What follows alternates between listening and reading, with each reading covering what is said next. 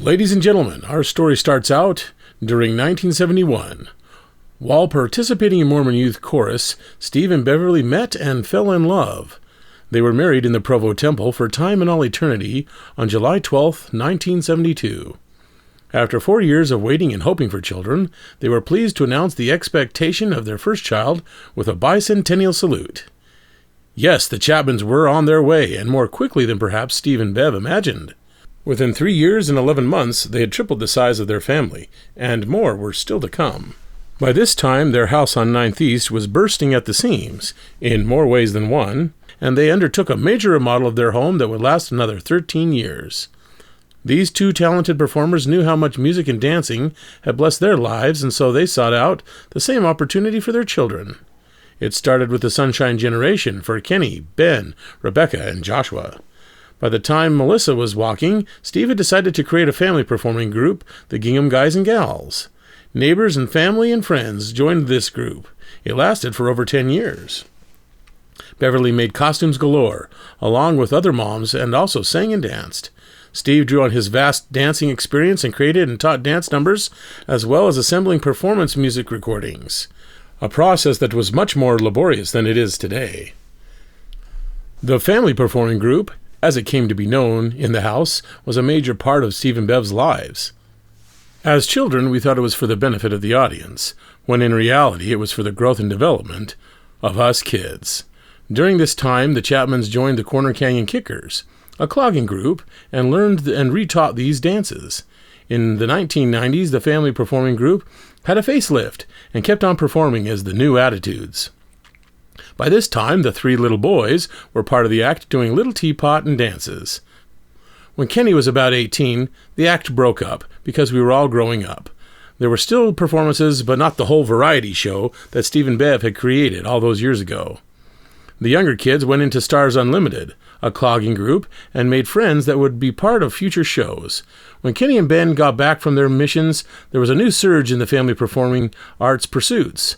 A Ward Roadshow and several plays were put together, followed up with a Broadway review. In 2004, they directed and costumed Pirates of Penzance with a group of homeschoolers, bringing the joy and growth of performance to an even broader group of young people. Through the following years, vocal, instrumental, dance, and theatrical performances have become a major part of each one of Steve and Beverly's children's families. So, without further ado, may I present to you the original Chapman family performers.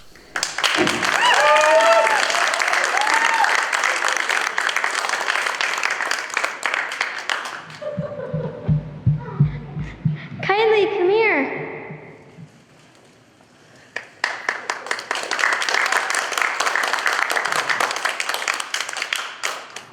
I want to show you a song. Okay.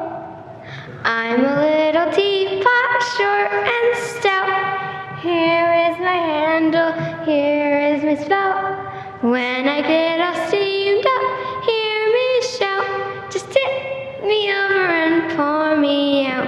Now you try, Kylie. I'm a little teapot, short and stout. Here is my handle, here is my... Oh my goodness, sorry, sugar bowl.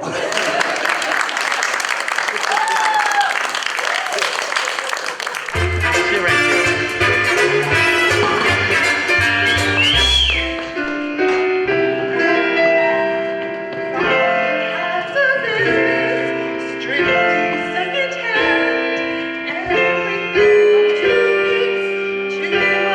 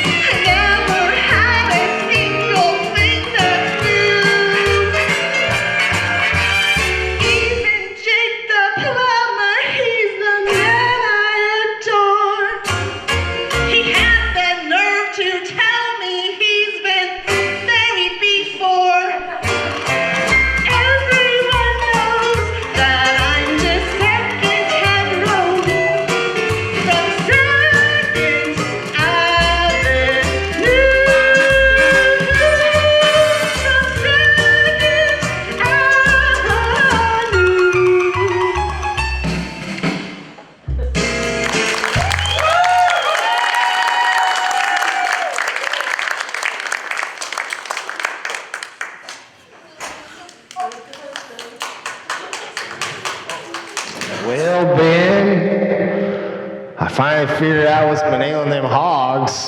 Well, why have they been dying on us, Josh?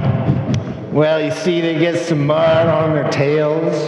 They wallow in the mud and they get some mud on their tails. And it dries. And they wallow in the mud some more and they get some more mud on their tails and it dries. And they wallow in the mud some more. Pretty soon they got such a big old doggone ball of mud on their tails. And it weighs their tail down and it pulls the skin back over their backs and down their necks and over their head and it pulls their eyes wide open. And they die from the want of sleep. Well, all these switched. Life gets tedious, don't it? Yeah, well, the sun comes up and the sun goes down. The hands on the clock keep moving around. I just get up and it's time to lay down. Life gets tedious, don't it? Mouse a John at the pantry door. He's been at it a month or more. When he gets in, he'll sure be sore. 'Cause there's a darn thing in there. Well, Ben, I guess it's time to go slop them hogs. Here comes Ken with his milking pail. Wonder if old Bets is gonna be as ornery as she always is. Yep, if she ain't the orneriest critter I've ever seen.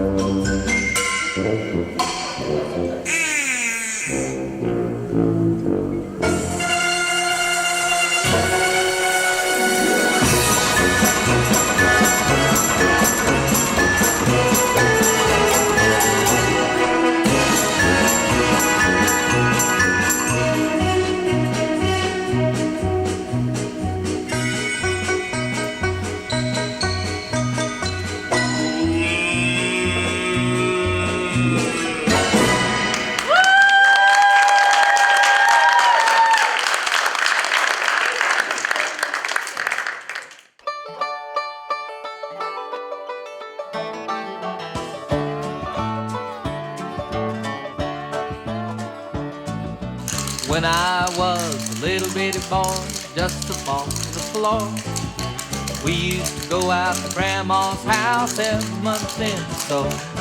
We'd have chicken pie and country ham, homemade butter on the bread, But the best darn thing about Grandma's house was a great big feather bed.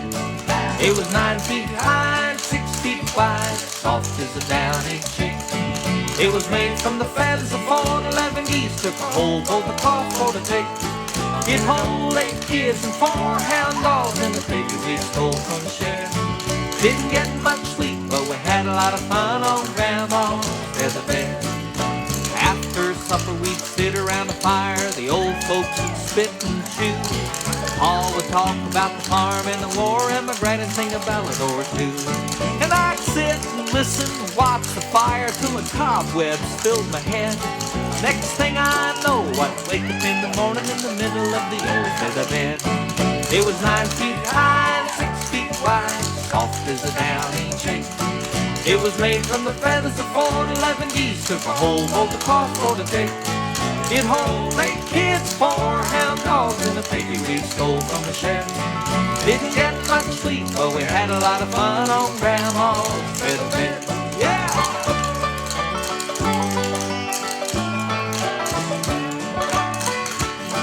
Well, I love my ma and I love my pa, I love Granny and Grandpa too.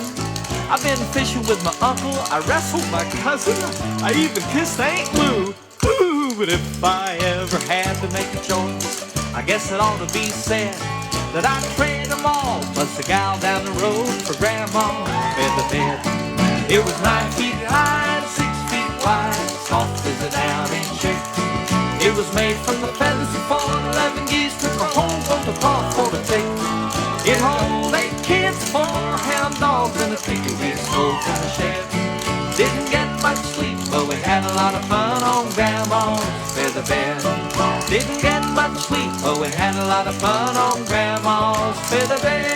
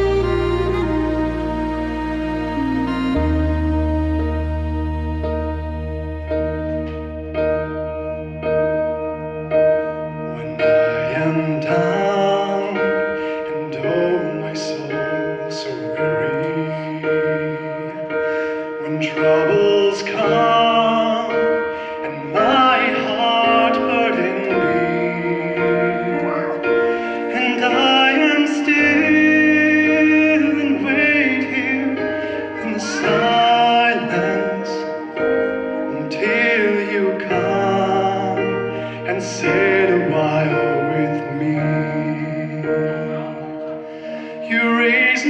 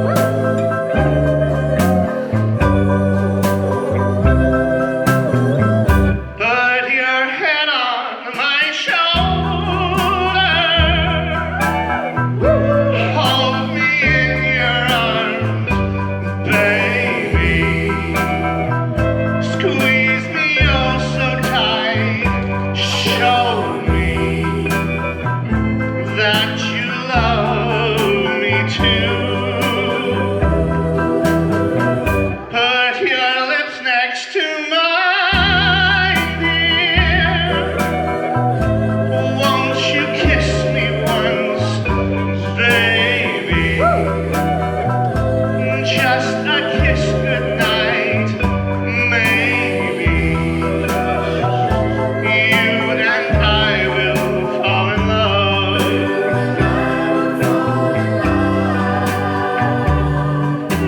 People say that love's a game you just can't win. If there's a way, I'll find it someday, and then this fool will rush in. Put your head on my shoulder, whisper in my ear, baby, words I want to hear. Tell me that you love me too. Put your head on my shoulder, whisper in my ear, baby, words I want to hear, baby.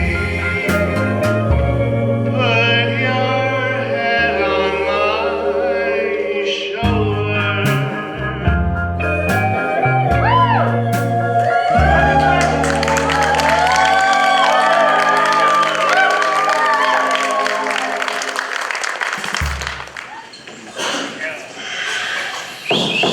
I'll tell you exactly what it is. It's the cooking, the cleaning, the crying, the talking in your sleep, the moose calls that open your ears at 2 o'clock in the morning.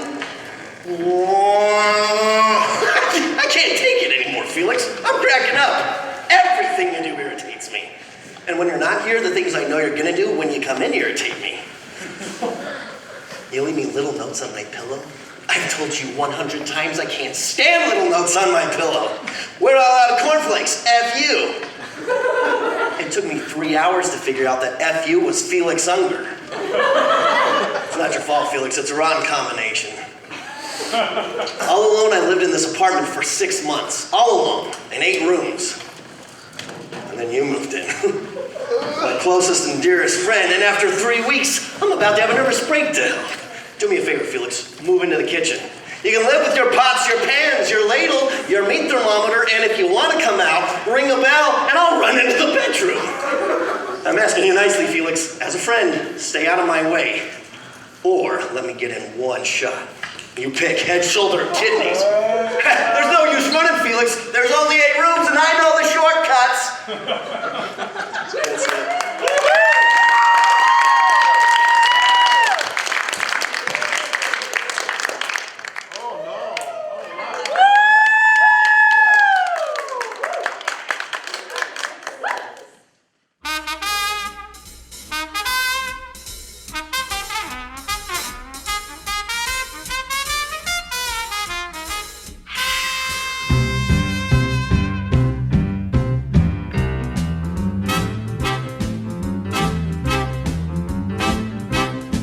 He was a famous trumpet man from out Chicago way. He had a boogie style that no one else could play. He was the top man at his craft. But then his number came up and he was gone with the draft. He's in the army now, a blowing reveille. He's the boogie woogie bugle boy of Company B. They made him blow a bugle for his Uncle Sam. It really brought him down because he could not jam. The captain seemed to understand, because the next year the cap went out and drafted the band. And now the company jumps when he plays reveille. He's the boogie woogie bugle boy of Company B. A root, a toot, a tootly out a toot. He blows an A to the bar. In boogie rhythm he can't blow a note unless the bass and guitar is playing with him. And the company jumps when he plays reveille. He's the boogie woogie bugle boy of Company B. It was some boogie woogie bugle boy of Company B. When he played boogie woogie bugle, he was busy as a busy bee. When he played, he made the company he jumped 8 to the bar. He's the boogie woogie bugle boy of Company B. Da-da-da-doodly-da, doodly-da, doot-doot, he blows 8 to the bar. Yeah, I'm blowing order for bass and guitars with him. And the company jumps to me first reveille. He's the boogie woogie bugle boy of Company B.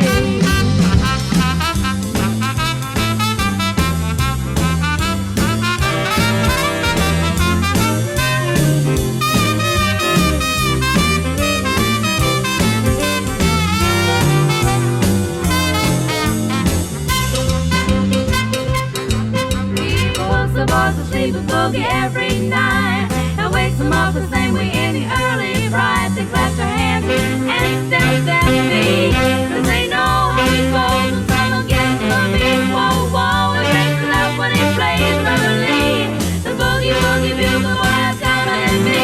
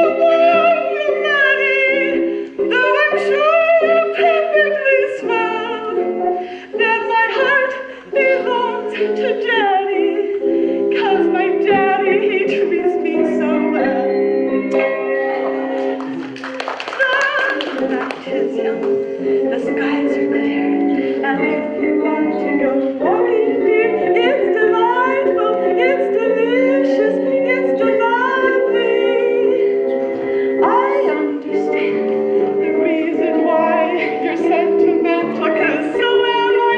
It's delightful,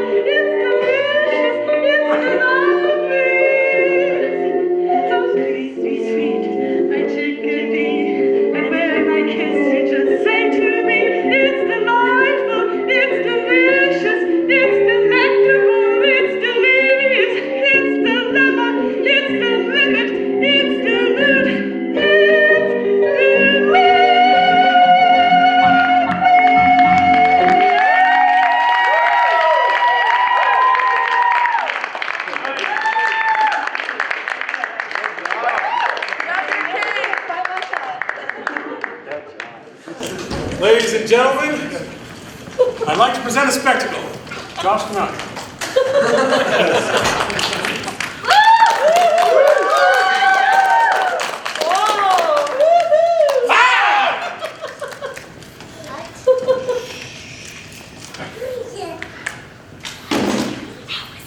What the?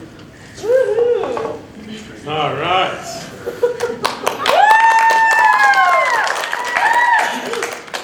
As you know, Josh and I have been performing magic together for a long time, and it all started out when I was very young, but we like to start out with a trick that Josh has prepared, so take it away, Josh. All right. I have here a domino card. This is a kind of like a dice, but it's a card. So it has one spot on that side, and it has 4 spots on this side, and it has 3 spots on this side, and it has 6 spots on this side. There's only one spot. Sorry, there's 3 spots on this side, and 4 spots on this side, and 1 spot on this side. Wait. Huh? Okay, let me go over it again. There's 1 spot on this side, and there's 4 spots on this side, and there's 3 spots on this side, and there's 6 spots on this side. And I know that you're over here going, you're just covering up the spot that's right there and pretending that, I get it.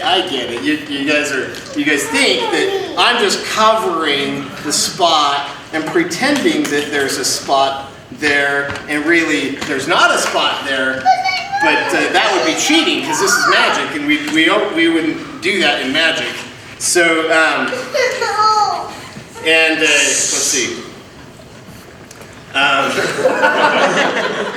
Magically, got a line. Okay. So the reality is there's 3 spots on that side, and you guys are just seeing spots all over the place. And What the?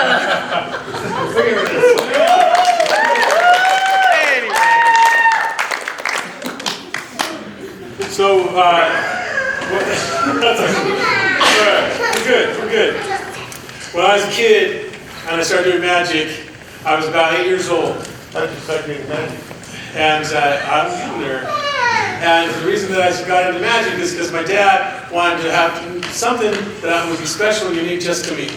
And so what he did is we went to magic classes together, he and I, and he even invented a few tricks. And this is one that my dad invented just for me. And so I'd like to perform for you now. So I have right here this completely ordinary, unprepared piece of ribbon. And I have also right here this completely ordinary, unprepared ring. And I'm going to just place that ribbon, or that ring on that ribbon. I'm going to show you here. The ring is on the ribbon. It's as good as it can be, right? And all we're going to do is cross this ribbon over my hand just like this. Before your very eyes, the ring has vanished from the ribbon.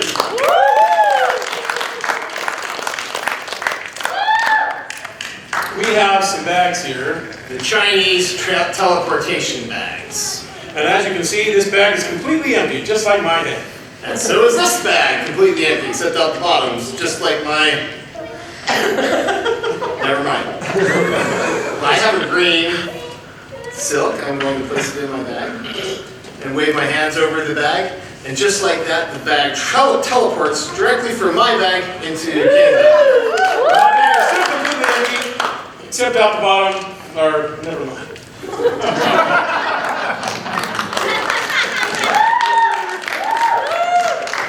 All right.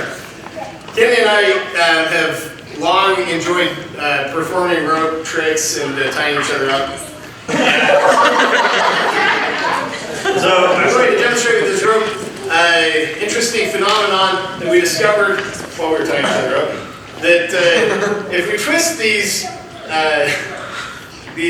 ends of the rope together like that and blow on it a little bit, the ends come right off of the rope. And I'm always about taking care of the loose ends. And it creates a loop of rope. And we're going to take these ends of the rope and we're going to twist it back onto the rope like this. A few twists, and watch carefully. We blow on the rope, and it melts right back together into a solid rope.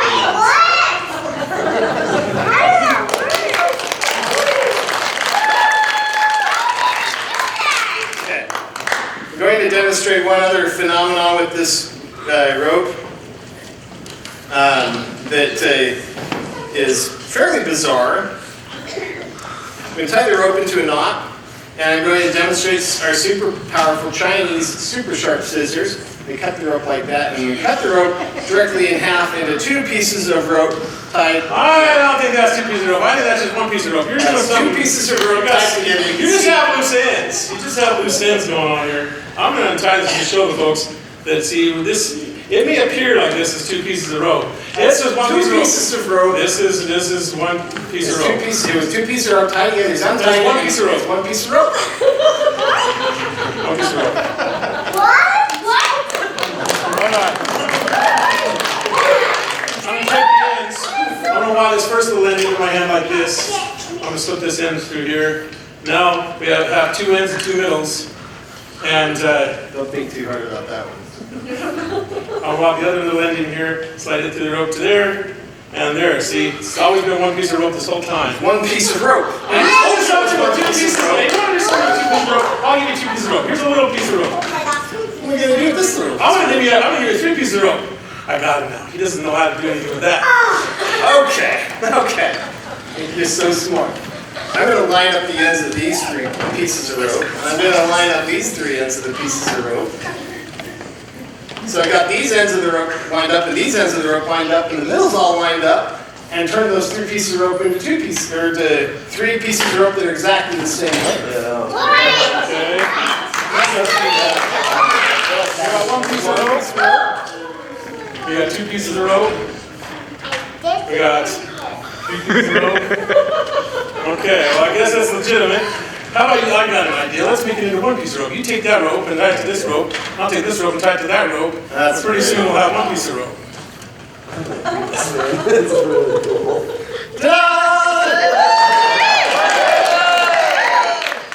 There's still knots in it. You're not impressed. I see. She's not impressed. Ding. And then just like that, the short piece of rope is on this end, and the long piece of rope is in the middle, and the medium piece of rope is on this end.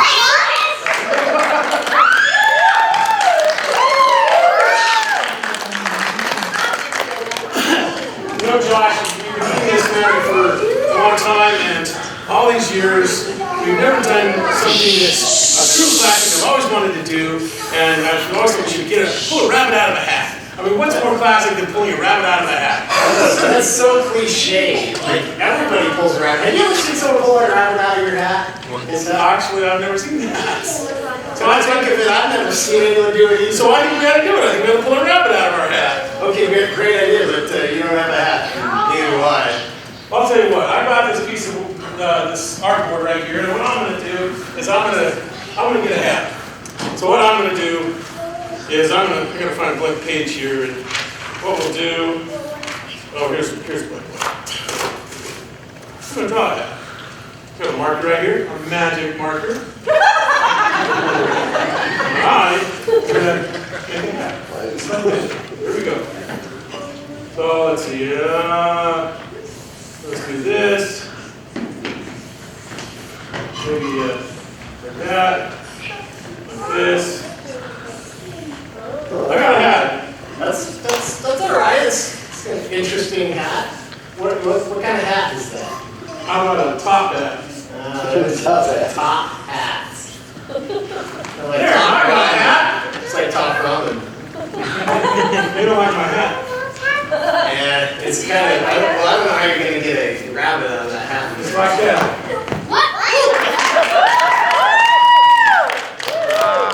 Wow, what a hat! That's nice. That's nice top that I said to empty. There's no rabbits coming out of that hat. You're right. I know what went wrong. You know what went wrong? When I drew that hat, The bunny rabbit got stuck inside the hat. He got stuck on the art page. So now we just need to get the bunny out of the book here. Let's just, come on, bunny. Something's not working.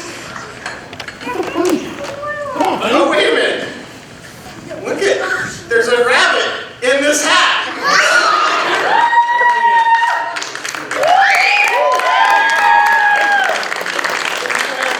You're all finally seeing a magician pull a rabbit out of a hat.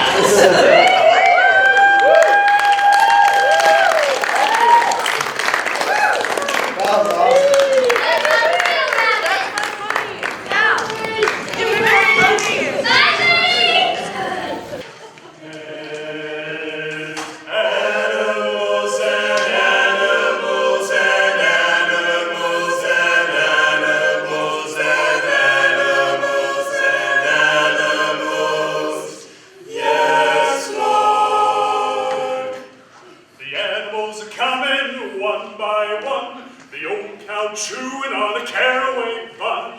The animals are coming 2 by 2. The elephant and the kangaroo.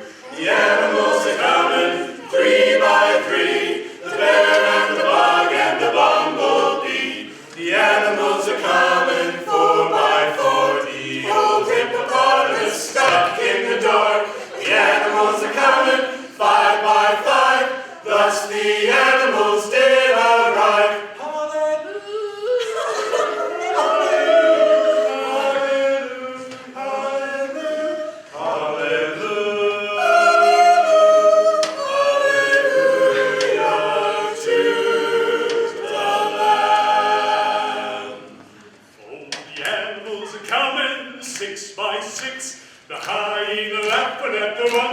Tricks. The animals are coming 7 by 7. The old fat pig says, "Who that shed?"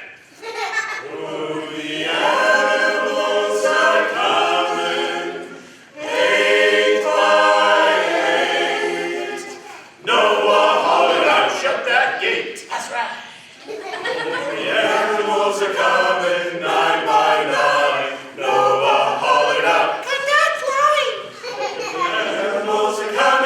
10 by 10, the old dog blew his whistle then, and nobody knew where he was at till the old dog bumped on near a rat. Hallelujah, hallelujah, hallelujah, hallelujah, hallelujah, hallelujah,